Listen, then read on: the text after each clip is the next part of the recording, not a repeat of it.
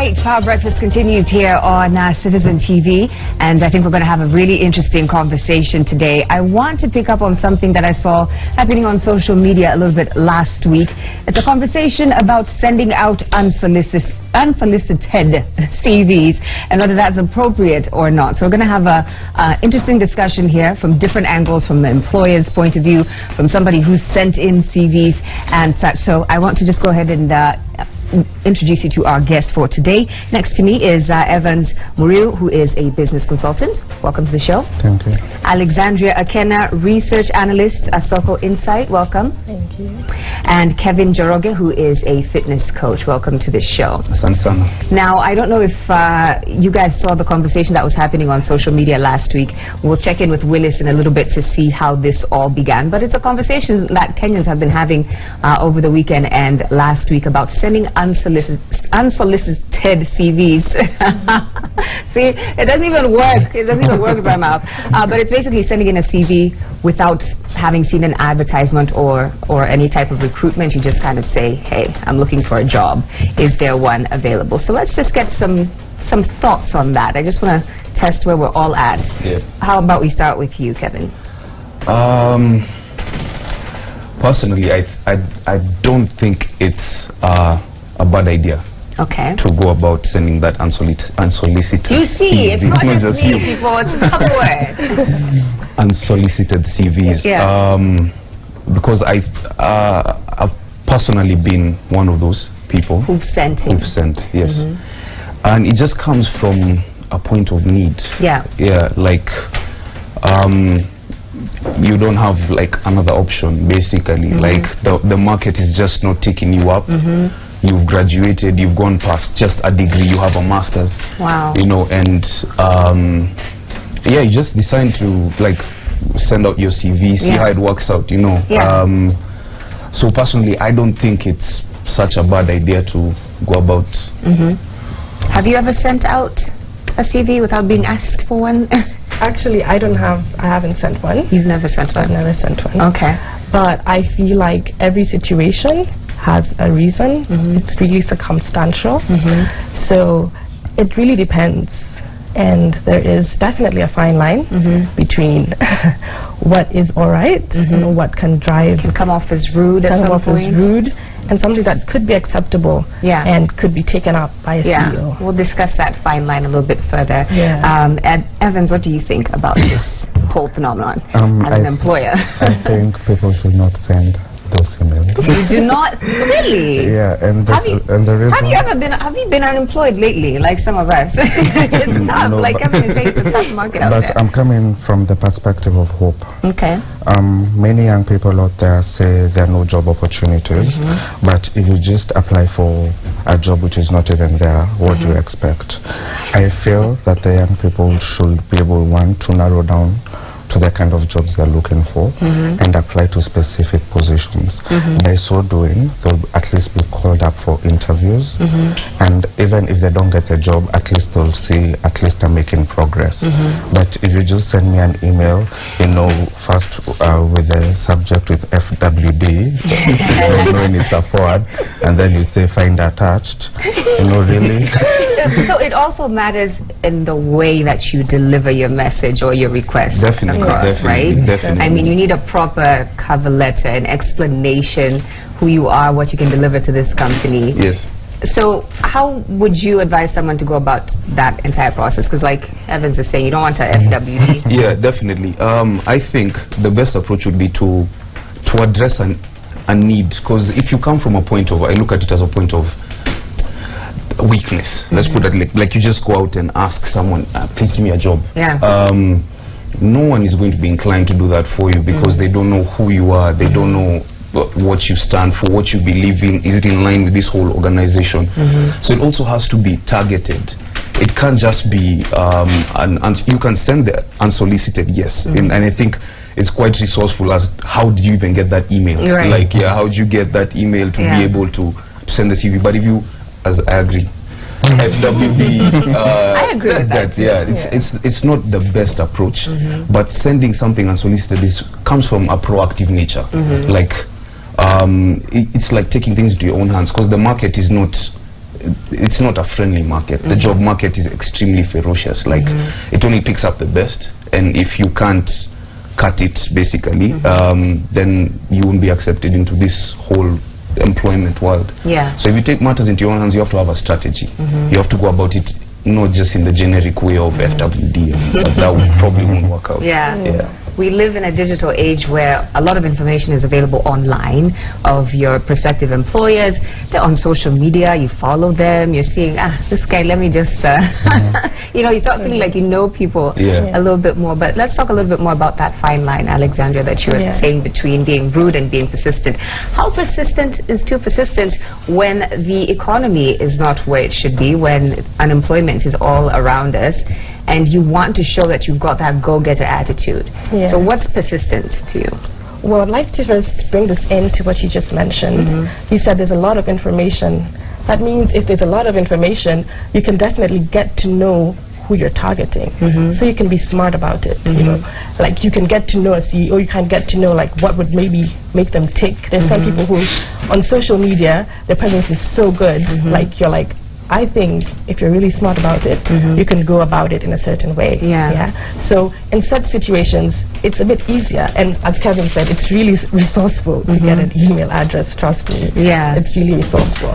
So if you're smart and like you engage them in a way like, you know, it's not FWB. It's something. So what happens? You send just like a, you know, just a general email first and explain yourself. See how it goes. Yeah, because I think once, as soon as probably an employer sees that, attached, you check out. Because you're like, this is just someone who's coming from, you know, I don't want to do you a favor. You know, it has to be mutually beneficial to both of us.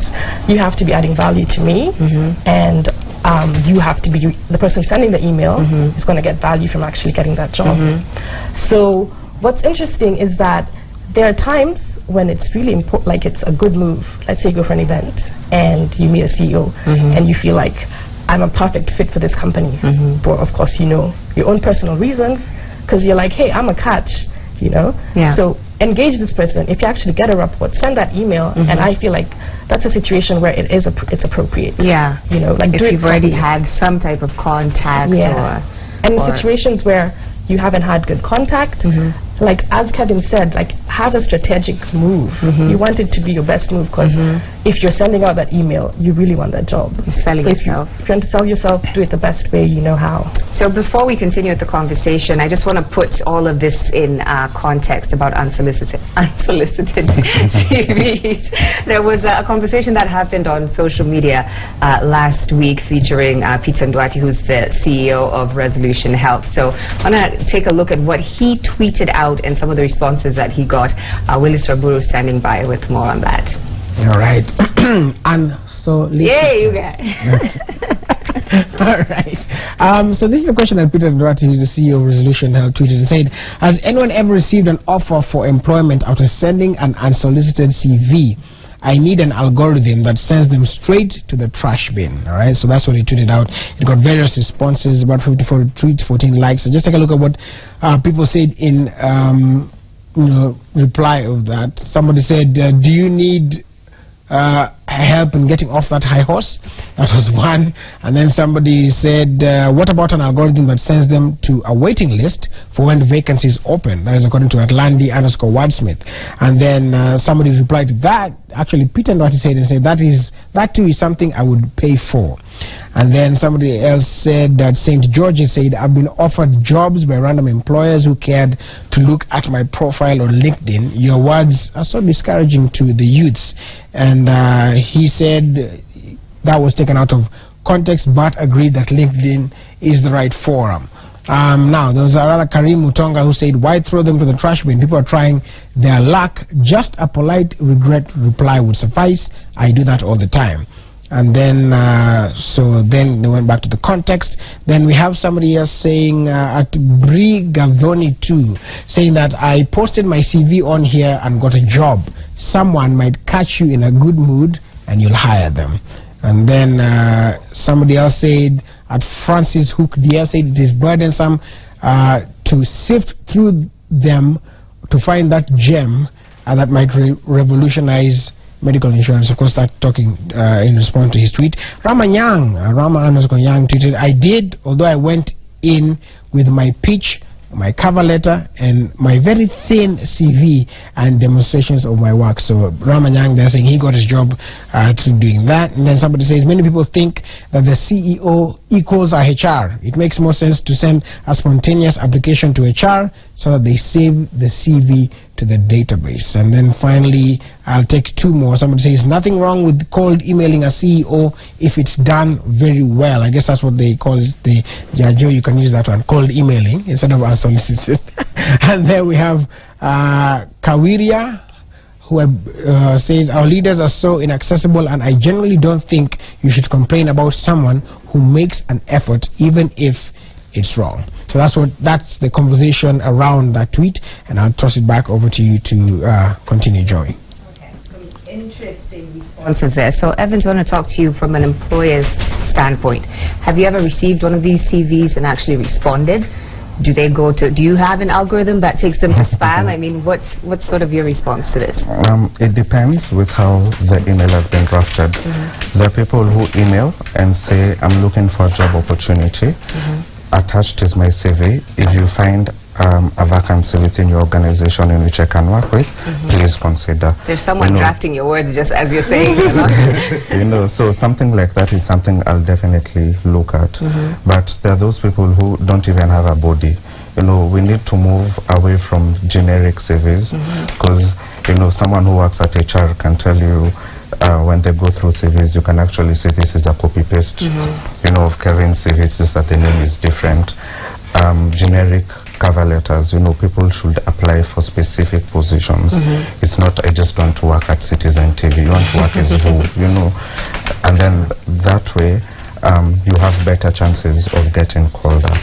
So I've gotten CVs, there are some I've responded to, there are others which I've not, and it all narrows down to how the email was drafted. Yeah, I've heard stories of someone trying to send a CV and the attachment is completely wrong. They put in a photo of themselves, just something totally random, and you're like, is this person even serious?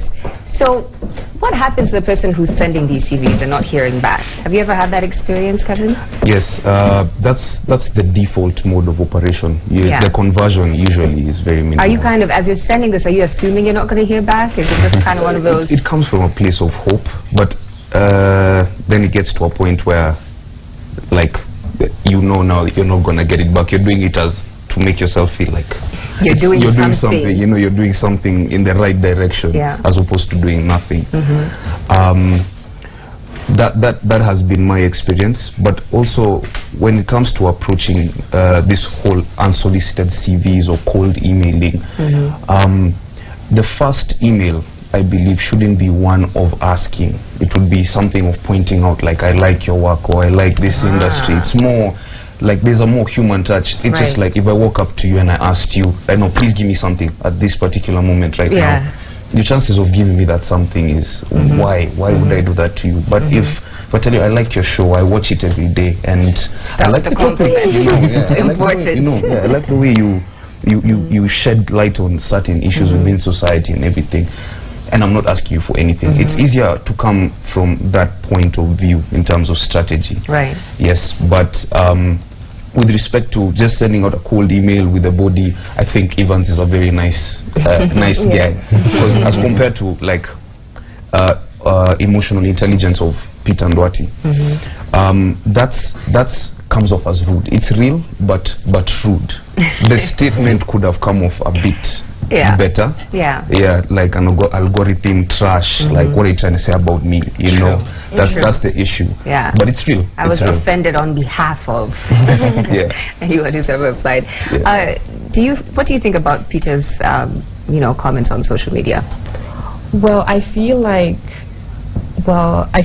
yes, it was a bit rude, but maybe it came from a point of frustration. And maybe if your email is constantly jammed with just these CVs, and they're not the nice kind, they're the ones that are definitely copy-pasted. It's a cover letter that was for even the wrong organization.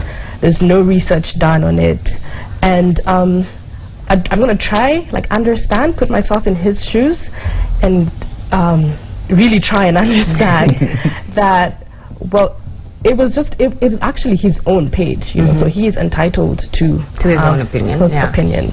But unfortunately for him, he is a CEO, so his opinions need to be a bit, you know, sifted. So maybe it was just really raw on his part, like he really felt really frustrated, and he got his phone and made that tweet. But at the same time, I feel like it was very, very, you know, inconsiderate. You know, he is indeed a CEO of a big organization, a large organization, and on his part, in terms of encouraging people, he should have probably had another angle and said probably what's better is do a lot of research. Yeah. There's something, we have, let's say, a HR department, or we have a certain portal that we like sift out the CVs, something a bit more, you know, this is how to go about this process, rather than this shouldn't be happening. It shouldn't be happening, because it's going to happen. Like, there is a problem in terms of unemployment, and people will clutch at straws. Yeah. And at the same time, there are actually those gems that you do sift, you find, you know, in the rough. Yeah. So doing that on his part probably wasn't so good, and I felt like there could have been a better angle, or a different way to say it. Different way to say it, you know, to turn the problem into a solution, and a way to also get more CVs in a more directed kind of approach. Evans, do you ever receive some of these CVs and save them for a later date, or, you know, store them in file in case you ever do have that need for that specific person at your organization? Again, it depends with how the email was drafted, but I try to look at all the CVs I receive, and where circumstances allow, also get back to individuals and tell them, even if there was an opportunity, I wouldn't take you because of this or that. So they can probably rectify their CVs or their application letters, and the time there's an actual position, they stand better chances. I think as employers, another we go wrong because you never get back to people with criticism which they can use to improve their CVs and all that. You just get regrets to inform you you are not successful. So what can I do? You know, So I think that is something which will be done, and it will improve chances of people, because not everyone knows, you know, how to go about this employment business. You know, you're green, you've just come out of campus, and then you remember in high school you were taught how to write cover letters and write CVs, and that's it. So let's talk about selling points for a second, because if I'm a CEO and my inbox is just full of all these messages, I can get frustrated and be like, send these all to spam. But what is it that should be either in the subject line or in the body? Like, what is your selling point, and how can you bring that across in a simple email, do you think? Again, my selling point would be highlighting, showing I know at least something about the individual or the organization or the initiative directed towards the organization by the individual, as a starting point to enable some sort of communication,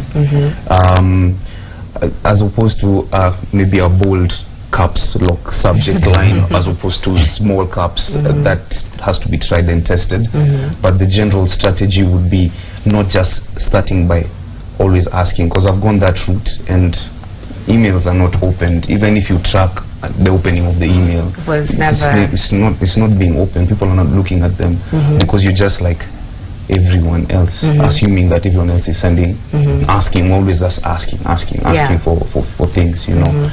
So it'd probably be more of a strategic slide from the side approach, and maybe hope for the best from that particular point of view, instead of just going there, please give me a job, I'm qualified, please. Yes, tafadhali, you know. So that's my view on the specific way to sell yourself and approach that situation. You know, there's been talk of sometimes people will send unsolicited CVs and then follow it up with an email like a week or two later, just, hey, did you get my CV? Is that now going past persistence into being rude? Alexandra, what do you think of the follow-up? Because you want to know what happened. Well, it depends on how you went about it. And I think I mentioned having a winning move. You should have your best move, your best foot forward. And your best foot forward doesn't have to mean, as Kevin said, don't start with please, you know, it's a point of weakness. You know, it has to be, I have this product, I have value, and I want to show that I have value to this company. So that could be, like, your subject could be something that happened in the news, something that could grab the CEO's attention. Do research, like, have a really good, like, entry point. So it depends on how you enter it. If it was a terrible email like the one he gets, then and they're just resending it probably or something like and that. if you had this intention, like, you're going for the kill, there's nothing that's going to stop you, and you had a cutthroat, like, this is something that would get a CEO's attention. I saw this in the news, or I read this about your company, or have you noticed this? That's something that would definitely, okay, if I was a CEO, spark my interest. You know? And so, if someone said on social media, you might just be happen to be in a good mood that day. You can be in a good mood. You know, it just clicks, and you're like, well, something happened that was so great, and you're like, why not? So if you're in that situation and you know that you've sent a well-written email, or the introduction is really good, then I definitely say follow up. And if you actually got the email address, I think you can actually make a phone call. if you're that persistent, take it one step further. Like, you know, don't stop. If you went about it the right way, the best way you knew how, in the right circumstances, then follow up. But then, if it's not something that is, as you see, fruitful, then I believe you should just let it go. Evans, how would you respond to a follow-up that you know, maybe a week or two after somebody sent you their CV, then they ask again, did you get my CV? I mean, is that it actually reminded me of a CV received a few years back. That guy wrote, if you don't get a response from me on this date, I'll come to your office to get the response. And I think sometimes, you know, if you're advertising for a position, you get so many applications, you're probably not able to go through them in a week or two. So it's polite to just give someone time, let's say around 3 weeks to a month. Let them go through your CVs, and then if you don't get a regret email, then maybe follow up with an email. You know, and actually I think I'd get pissed off someone calling now. Now I sent you a CV. What if they sent you, like, you know, on social media sometimes I'll see people talking to powerful CEOs and saying, hey, follow back, I need to DM you. I'm like, you think this guy has time? Yeah, but you know, in such cases you can't choose not to follow back because you don't know what this person wants to tell you. It may be an incident that he or she may have gone through, but there are those people who will just fool you and then will tell you, Sasa, with the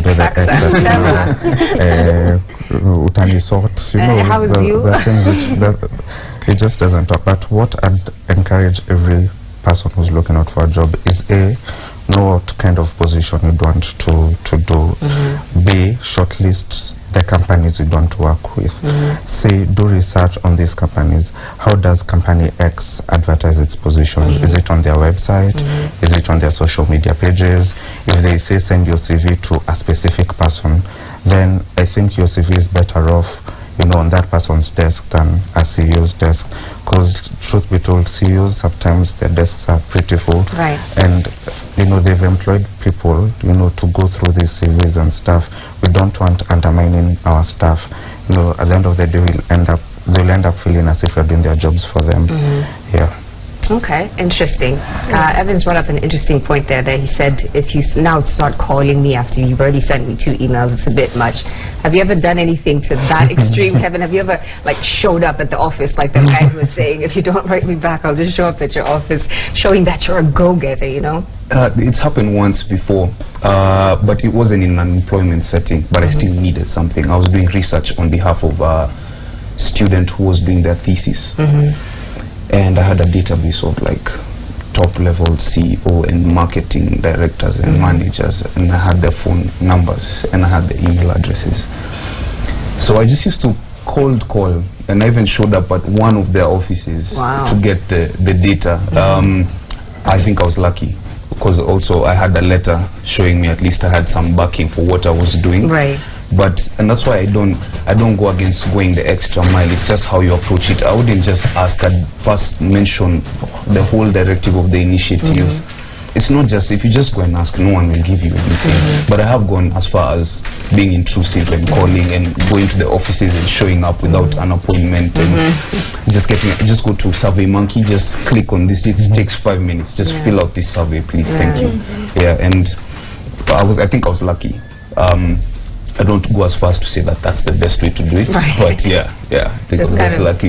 Be smart about it. I think that's the message that I'm getting across the board here. Alexandra, maybe just some final words on this whole issue, because I'm sure people are watching and looking for work, and it's, you know, on a Monday, that's when you think about your work life more than ever, and I'm thinking that I need to get out there and do something instead of waiting for something to come to me. Yeah, definitely. You know, you're at home probably watching the show and you're like, I guess I shouldn't have sent that email, you know.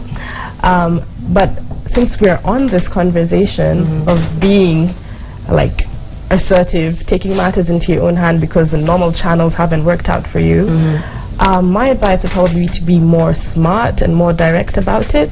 As everyone has said, you can do a lot of research on the company, attend events if you really want to meet this person and make an impression, attend conferences that you probably put you in a situation that would allow you to even get that. So sending that email, the face-to-face will always work. Yeah, you have a face-to-face. It will also give you an idea of whether, you know, sometimes you think a certain company is in a certain suits you, but then when you actually meet the company in certain events, you're like, maybe we don't gel so much. So invest a lot of energy in doing something beneficial. Don't just send 1,000 emails.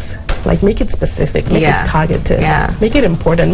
If you really want a job, you put time, a lot of time and effort into the right channels of getting into so it's not just sitting behind your computer and just pressing send every morning and just waking up doing the same thing. Yeah, definitely.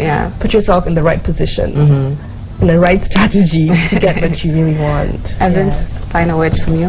I just want people who are looking for job opportunities to think of themselves as farmers. I want you to picture yourself as a farmer who has pigs, and you do like to supply your pork products to butcheries, but the people who the butcheries which are around you serve mostly Muslims. Do you think those guys would, you know, buy into your idea? It wouldn't work out.